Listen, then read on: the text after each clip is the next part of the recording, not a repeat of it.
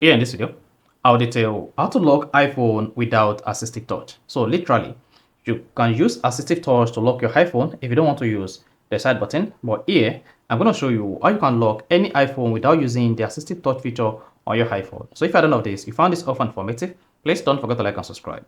Now, to lock iPhone without Assistive Touch, all you just need to do is open the shortcut application on your iPhone.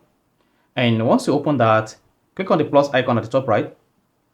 Then tap new shortcut and give your shortcut a name. So here I'm going to say no assistive. So just give it a name you can easily remember. So here I'm going to use no assistive. Click on done. Now tap search control and search for lock. So once you search for lock, you're going to see all command with lock. Then select lock screen. Now once you selected lock screen, click on this drop menu again on no assistive and tap choose icon. Then here, choose the icon you want to use to depict your iPhone lock without using Assistive Touch. So here, let me just come here and use this pin.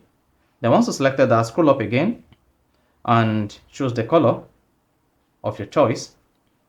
Then once you're done, click on done. Then tap the drop menu again. Click on add to home screen. Click on add.